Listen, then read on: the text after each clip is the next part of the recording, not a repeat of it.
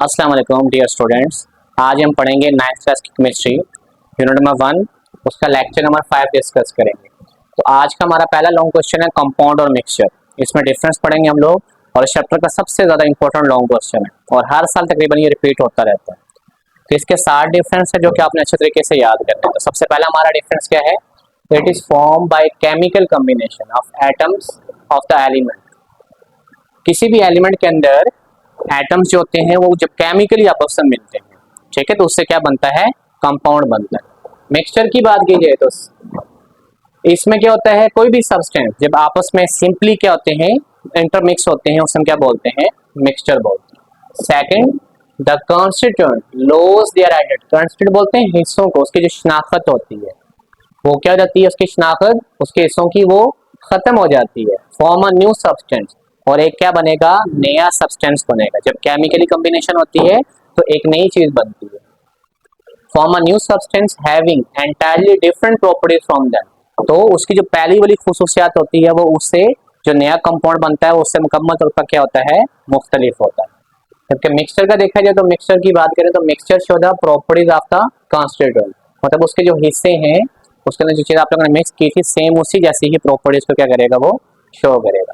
Third की बात करें तो compound always have fix composition by this mass. Compounds की हम लोगों ने बात की थी, उसकी जो कंपोजिशन होती है वो क्या होती है? फिक्स होती है। इसकी दो एग्जांपल हम लोगों ने पढ़ी थी, कार्बन डाइऑक्साइड एंड वाटर, और उन दोनों की फिक्स क्या थी? कंपोजिशन थी। अगर हम मिक्सचर की बात करें तो इसकी जो कंपोजिशन होती है वो फिक्स नहीं होती। Mixture do not have fix composition, उसकी जो बनावट होती है वो क्या होती है? फिक्स नहीं होती। जबकि 4 पॉइंट की बात करें, the component can be separated by physical means. इसको डिफरेंट तरीकों से हम लोग क्या कर सकते हैं? अलग कर सकते हैं। इसको डिफरेंट तरीकों से हम लोग अलग नहीं कर सकते, can not be separated by the physical means. अगर मिक्सचर की बात करें तो इसको आप लोग क्या कर सकते हो? मुख्तलिफ किस्म के जो फिजिकल मेथड है उसको यूज करते हुए अलग कर सकते हैं। इसके फिजिकल मेथड्स मींस का मतलब जो आप लोगों ने मुख्तलिफ मेथड्स पीछे पढ़ा था, जिसमें हम लोगों ने पढ़ा था डिस्टिलेशन, फिल्ट्रेशन, क्रिस्टलाइजेशन, मैग्नेटाइजेशन, ये सारे डिफरेंट क्या थे? मेथड थे जिससे आप लोग किसी भी मिक्सचर को अलग कर सकते हो, जबकि कंपाउंड को अलग करना पॉसिबल नहीं है। पॉइंट 5 की बात करें, every compound is represented by chemical method. तो जितने भी कंपाउंड है उसको केमिकल मेथड से हम लोग रिप्रेजेंट कर सकते हैं। उसका केमिकल फार्मूला होता है, जैसे कार्बन डाइऑक्साइड CO2, वाटर की बात करें तो H2O, इसका क्या होता है? केमिकल फार्मूला होता है। जबकि मिक्सचर में आप लोगों ने पढ़ा हुआ है 2 और मोर सब्सटेंस होते हैं तो उसका कोई स्पेसिफिक फार्मूला नहीं बनता। इट कंसिस्ट ऑफ 2 और मोर कंपोनेंट, इसमें एक से ज्यादा कंपोनेंट्स होते हैं। And does not have chemical formula, उसका कोई केमिकल स्पेसिफिक फार्मूला नहीं होता। Number 6, compounds have homogeneous mixture. उसमें एक जैसे ही कंपाउंड को क्या किया जाता है? आपस में मिलाया जाता है, इसलिए क्या होता है? वो मिक्सचर जो होता है वो होमोजेनियस होता है। जबकि अगर मिक्सचर की बात करें, ये आपके पास होमोजेनियस भी हो सकता है और साथ में हेटेरोजेनियस भी हो सकता है, एक जैसा भी हो सकता है और डिफरेंट सब्सटेंस को भी आप ऐड करके एक मिक्सचर बना सकते हैं। Number 7, compound have sharp and fix melting point. इनका जो मेल्टिंग पॉइंट होता है वो शार्प होता है। जैसे फॉर एग्जांपल एक कंपाउंड जिसका मेल्टिंग पॉइंट 120 है, उससे अगर कम हो और ज्यादा हो तो वो मेल्ट ना हो तो हम क्या बोलेंगे? शार्प बोलेंगे। जबकि मिक्सचर की बात करें, don't have sharp and fix melting point, इनका शार्प और फिक्स मेल्टिंग पॉइंट नहीं होता। नेक्स्ट हमारे पास है रिलेटिव एटॉमिक मास, इस चैप्टर का सबसे ज्यादा इंपॉर्टेंट पार्ट, और ये बच्चों को अक्सर समझ नहीं आती। डेफिनेशन है the average mass of a atom of that element as compare to 1/12 part of a mass of atom of a carbon 12 isotopes. अब सबसे पहले आपने ये समझना है रिलेटिव मास होता क्या है। फॉर एग्जांपल आप लोगों के पास एक है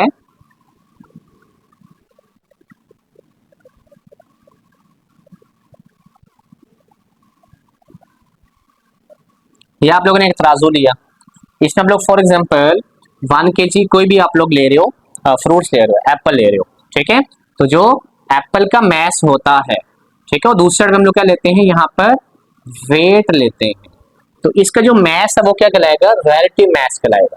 जबकि यहाँ पर हम लोग जो वेट लेते हैं वो एक स्टैंडर्ड क्या होता है? इसका मैस होता है, ठीक है। सेम इसी तरह जब रिलेटिव एटॉमिक मैस की बात करते हैं, जब किसी भी एटम की बात करते हैं, जैसे हम लोग बात करते हैं कार्बन 12 इसका रिलेटिव एटॉमिक मैस है और ये इक्वल होता है किसके? 1/12 पार्ट्स के। मतलब क्या हुआ? आपने यहाँ पर कार्बन 12 लिया हुआ है और यहाँ पर इसके आप लोगों ने क्या किए हैं? स्मॉल पार्ट्स लिए, मतलब 12 हिस्से लिए हुए, जैसे 1 2 3 4 5 6 7 8 9 10 11 और 12, और ये इसके क्या होगा, इसके इक्वल होगा। सेम ऑक्सीजन की बात करें तो वो 8 होता है, उसके 8 पार्ट करें वो भी उसके क्या होगा, बराबर होगा। तो डेफिनेशन में क्या बता रहे हैं, the average mass of atom, किसी भी एटम का जो एवरेज मास, जैसे हमने कार्बन 12 का एवरेज मास लिया, दैट एलिमेंट, उसको कंपैरिजन किया हम लोगों ने किसके, 1 और 12, द मास ऑफ एटम, उसके 112 पार्ट्स किए एटम्स के, और वो इक्वल होता है हमेशा किसके, कार्बन 12 के इक्वल होता है। अगली डेफिनेशन हमारे पास है आइसोटोप्स की। आइसोटोप्स क्या होता है, an element having different mass number but the same atomic number, जिनका मास डिफरेंट हो लेकिन उसका एटॉमिक नंबर सेम हो, हम क्या बोलते हैं, आइसोटोप्स। फॉर एग्जांपल हाइड्रोजन, 3 तरह के आइसोटोप्स होते हैं, इसका मास नंबर सेम है, इसका 1 2 और 3, इसका जो एटॉमिक नंबर है वो सेम है। तीनों के नीचे आपको 1 1 नजर आ रहा होगा, 1 है 1 है और 1 है, जबकि ऊपर से आपको चेंज नजर आ रही होगी 1 2 एंड 3। तो इनका जो ऊपर वाला क्या होता है, मैस नंबर होता है। हमने बात की है डिफरेंट मैस नंबर, जिनका मैस नंबर क्या हो, डिफरेंट और सेम एटॉमिक नंबर, उसे हम क्या बोलते हैं, आइसोटोप्स। ये यूनिट नंबर 2 में भी हम लोग डिस्कस करेंगे, लॉन्ग क्वेश्चन के लिहाज से ये वाला। आगे हमारे पास है atomic mass unit. Atomic mass unit क्या होता है, the unit for related atomic mass is called atomic mass unit. जो रिलेटेड एटॉमिक मास का यूनिट होता है उसे हम क्या बोलते हैं, एटॉमिक मास यूनिट बोलते हैं। इसको, इसका जो सिंबल है वो एएमयू से भी इसको क्या किया जाता है, रिप्रेजेंट किया जाता है। एटॉमिक मास यूनिट हम लोगों ने पढ़ लिया। नेक्स्ट एक एमसीक्यू आता होता है कि 1 AMU is equal to 1.66 multiply by 10 की पावर -24 ग्राम के इक्वल होते हैं। उसके बाद हम लोगों ने मैस देखनी है, मैस ऑफ प्रोटॉन, न्यूट्रॉन और इलेक्ट्रॉन। मैस ऑफ प्रोटॉन किसके इक्वल होता है, AMU में 1.0073, और ग्राम में देखा जाए तो आपके पास कितना होता है, 1.672 मल्टीप्लाई बाय 10 की पावर -24 ग्राम के इक्वल होता है। अगर हम न्यूट्रॉन की बात करें तो वो इक्वल होता है 1.0087 AMU के। ग्राम्स में देखें तो आपको नजर आ रहा होगा 1.674 मल्टीप्लाई बाय 10 की पावर -24 ग्राम के इक्वल होता है। मैस ऑफ इलेक्ट्रॉन की बात करें तो वो इक्वल होता है 5.486 मल्टीप्लाई बाय 10 की पावर -4 AMU के। अगर ग्राम की बात करें तो 9.106 मल्टीप्लाई बाय 10 की पावर -28 ग्राम के इक्वल होता है। ये आप लोगों ने इसको अच्छे से याद करना। अच्छा, उसके बाद नेक्स्ट टॉपिक है how to write a chemical formula. Chemical फार्मूले को कैसे लिख सकते हैं, उसके 4 से 5 पॉइंट है जो कि आपने समझ लें। पहला है the symbol of 2 elements are written side by side. आपके पास सिंबल है 2, उनको आपने क्या करना है, साइड बाय साइड लिखना है। जैसे NaCl की बात करते हैं, एक इधर लिखा हुआ है एक यहाँ पर लिखा हुआ है। In order of a positive ion first, जैसे Na पॉजिटिव है इसको हमने पहले लिखा, और जो नेगेटिव वाला होगा उसको क्या लिखेंगे, इसके बाद लिखेंगे। Number 2, the valency of each ion is written on the top right corner of its symbol. इनकी जो वैलेंसी है, जैसे पॉजिटिव इसके साथ 1 होता है, हमने ऊपर लिखा हुआ है, टॉप पे लिखा हुआ है, और राइट साइड पे हम लोगों ने लिखा हुआ है। Ca2 पॉजिटिव है, O2 नेगेटिव है, तो ये इसकी क्या होती है, वैलेंसी होती है। इसको टॉप पे और हमेशा राइट साइड पे लिखते होते हैं। Number 3, this valency of each ion is brought to the lower right corner of each ion by cross exchange method। कि इनकी जो वैलेंसी होती है उसको लोअर जो राइट कॉर्नर होता है वहां पर इसको लगाते हैं। जैसे आपको नजर आ रहा होगा NaCl, सोडियम क्लोराइड, ठीक है। जो पॉजिटिव है इसको यहाँ से क्या करते हैं, क्रॉस एक्सचेंज करवा के यहाँ पर लेके आते हैं। जो नेगेटिव वाला है उसको यहाँ पर लेके आते हैं। तो फार्मूला क्या बनेगा, NaCl। जैसे इसकी एग्जांपल ले लेते हैं, Ca2 पॉजिटिव है और Cl नेगेटिव है। तो ये जो 2 पॉजिटिव है ये अगर यहाँ पे लेके आएंगे तो ये इसकी क्या बन जाएगी, मतलब आपके पास क्लोरीन के नीचे आ जाएगा, मतलब क्रॉस एक्सचेंज मेथड में आ जाएगा। तो फार्मूला क्या बनेगा, CaCl2। इसके साथ -1 होता है वो यहाँ पर नहीं लिखते। अच्छा, ये आप लोगों को नजर आ रहा होगा कैल्शियम 2 पॉजिटिव 2 नेगेटिव, ये दूसरे के साथ कैंसिल आउट हो जाएंगे और आपके पास फार्मूला क्या बनेगा, CaO बनेगा, कैल्शियम ऑक्साइड इसको बोलते हैं। Number 4, if the valencies are same, अगर वैलेंसीज क्या होती हैं, सेम होती हैं, दे आर ऑफसेट, तो ये क्या हो जाएंगी, कैंसिल आउट हो जाएंगी, मतलब एक दूसरे के मुतवाज़िन बराबर में आ जाएंगे। Are not written in the chemical formula, उसको केमिकल फार्मूलाज के अंदर नहीं लिखेंगे। But if they are different, अगर एक दूसरे से मुख्तलिफ है, they are indicated at such as the same position. जैसे इसकी एग्जांपल ले लो, ये सेम थे, एक दूसरे से कैंसिल आउट हो गए, ये दोनों डिफरेंट है तो हमने इसको ऐसे करके लिख लेना। Number 5 point, if an ions are combination of 2 और मोर एटम, अगर हम आयंस की बात करते हैं तो इनको हमेशा कॉम्बिनेशन फॉर्म में लिखेंगे, विच इज कॉल्ड रेडिकल, जिसे हम क्या बोलते हैं, रेडिकल्स बोलते हैं। इसके ऊपर क्या होगा, नेट चार्ज होगा। जैसे सल्फाइड की बात करते हैं SO4, इसके ऊपर 2 नेगेटिव लिख लेंगे। फॉस्फेट की बात करते हैं PO4 3 negative. Then the net charge represented the valency of radical. Okay, कह रहे हैं इसका जो नेट चार्ज होगा उसको वैलेंसी मतलब उसका जो रेडिकल होगा उसके हिसाब से क्या करेंगे, लिख लेंगे। जैसे केमिकल फार्मूला की बात करें हम लोग तो अमोनियम सल्फेट, एल्यूमिनियम सल्फेट है ये वाला, ठीक है, एल्यूमिनियम Al2SO4 और 3 यहाँ पर बाहर लिख लेंगे। कैल्शियम फॉस्फेट की बात करें तो CH3PO4 2 यहाँ पर इसको इस तरह से लिख लेंगे। नेक्स्ट हमारे पास है एम्पेरिकल फार्मूला, बहुत ही इंपॉर्टेंट लॉन्ग क्वेश्चन भी है और ये शॉर्ट क्वेश्चन के लिहाज से भी आता है। डेफिनेशन क्या है, it is the simplest whole number ratio of a atom present in a compound. किसी भी कंपाउंड के अंदर जो सिंपलेस्ट होल नंबर रेशियो होती है एटम की, उसे हम क्या बोलते हैं, एम्पेरिकल फार्मूला बोलते हैं। एम्पेरिकल फार्मूला का बेनिफिट क्या है, the empirical formula of a compound is determine, ये आपको क्या बताता है, the percentage composition of a compound, कि इस कंपाउंड के अंदर कितने एलिमेंट्स या एटम है उसकी जो परसेंटेज है वो आपको कौन बताता है, एम्पेरिकल फार्मूला। इसलिए इसको क्या बोलते हैं, सिंपल होल नंबर रेशियो भी इसको बोलते हैं। इसकी एग्जांपल उसने दी हुई है। अगर हम बात करें सिलिका की, the covalent compound of silica, sand अगर रेत की बात करें, इसकी सिंपलेस्ट रेशियो कितनी होती है, 1:2 होती है, ठीक हो गया। इसमें हम बात करें सिलिकॉन और ऑक्सीजन की, तो इनका एम्पेरिकल फार्मूला क्या बनेगा, SiO2 बनेगा। ग्लूकोज की बात की जाए, इसकी रेशियो बनती है 1:2:1। इसमें कार्बन की रेशियो 1 बनेगी, हाइड्रोजन की 2 बनेगी, ऑक्सीजन की कितनी बनेगी, 1 बनेगी। इसलिए इसका जो एम्पेरिकल फार्मूला होगा वो क्या बनेगा, CH2O बनेगा। इसको अगर सिंपल करके देखें तो फार्मूला आपके पास होता है C6H12O6।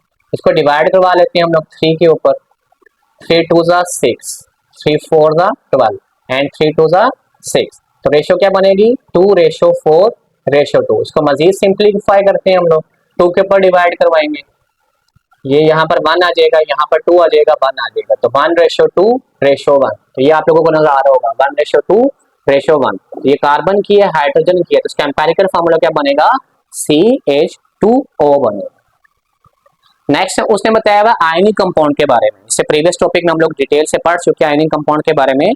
जो आयनिक कंपाउंड होते हैं उसकी क्रिस्टलैटिक फॉर्म में क्या होती है, शेप होती है। जो ऑपोजिट चार्ज होते हैं जिसमें पॉजिटिव और नेगेटिव होते हैं, एक दूसरे को उसने क्या किया होता है, सराउंड किया होता है, घेरा हुआ होता है, और वो टाइटली क्या होते हैं, बाउंड होते हैं। जैसे सोडियम क्लोराइड की एग्जांपल हम लोगों ने दी थी, ये आप लोगों को एक डायग्राम नजर आ रही होगी, ये सोडियम क्लोराइड के नमक की, इसमें क्लोरीन और आपको सोडियम नजर आ रहे होंगे, ऑपोजिट चार्ज एक दूसरे को उन्होंने क्या किया हुआ है, अटैच किया हुआ है। तो कह रहे हैं 3 डायमेंशनल नेटवर्क होता है इनका। Each ion is surrounded by the opposite charge. Opposite charge का मतलब पॉजिटिव और नेगेटिव चार्ज वाले। नेक्स्ट हमारे पास है फार्मूला यूनिट। फार्मूला यूनिट क्या होता है, it is defined as simplest whole number ratio of ion. किसी भी आयन्स के अंदर उसकी जो सिंपलेस्ट होल नंबर रेशियो होती है, जैसे हम लोगों ने ऊपर यहाँ पर इसकी simplest whole number ratio find की है, at present in ionic compound. किसी भी आयनिक कंपाउंड के अंदर उसके आयन्स के अंदर जो सिंपलेस्ट रेशियो होती है उसे हम क्या बोलते हैं, फार्मूला यूनिट बोलते हैं। अच्छा, आयनिक कंपाउंड, जितने भी आयनिक कंपाउंड होते हैं उनका सिर्फ क्या होता है, एम्पेरिकल फार्मूला होता है, ठीक हो गया। Example, formula unit of a common salt, जो आम खाने वाला नमक है, NaCl की बात कर रहे हैं हम लोग, consist of a 1 Na positive and 1 Cl negative. इसमें एक ही सोडियम आयन होता है और एक ही क्लोराइड आयन होता है। इसका एम्पेरिकल फार्मूला क्या होगा, NaCl होगा। दूसरी example, formula unit of a potassium bromide, KBr की बात हो रही है, ठीक हो गया।